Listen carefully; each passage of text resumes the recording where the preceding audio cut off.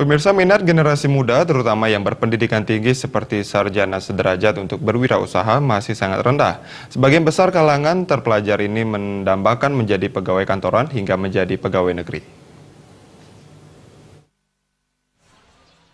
Hal tersebut diungkapkan Kadis Koperasi dan UKM Kota Denpasar, Made Erwin Suryadharmasena. Erwin Suryadharmasena menjelaskan sesuai data yang ada di Dinas Koperasi dan UKM Kota Denpasar, minat generasi muda berpendidikan sarjana menjadi wirausahawan sangat rendah. Justru, kalangan muda yang berpendidikan SMA ke bawah yang lebih banyak berwirausaha. Generasi muda yang berpendidikan sarjana lebih tertarik untuk bekerja di sektor rutinitas seperti pegawai kantoran, pegawai bank hingga PNS. Menurutnya, menjadi wirausaha merupakan pahlawan dalam arti membantu pemerintah dalam mensejahterakan masyarakat dan mampu mengurangi pengangguran. Jika orang berwirausaha, pasti memerlukan karyawan atau tenaga kerja.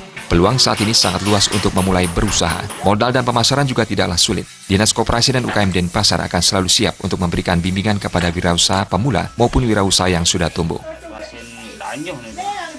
Kita mempunyai data bahwa minat orang berwirausaha itu lebih banyak adalah berpendidikan SMA dan ke bawah.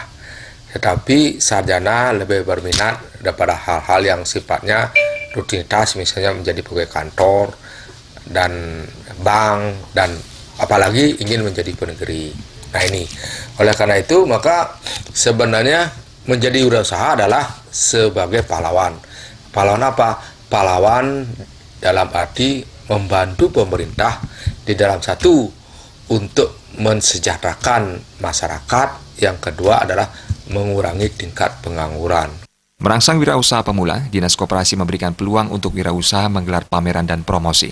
Dari segi permodalan pun saat ini lebih mudah berkat program kredit usaha rakyat KUR. Bunga KUR sangat rendah, sehingga bisa dimanfaatkan oleh anak muda untuk mencari modal. Pihaknya menyarankan agar masyarakat utamanya generasi muda untuk mencoba dan memulai usaha baru.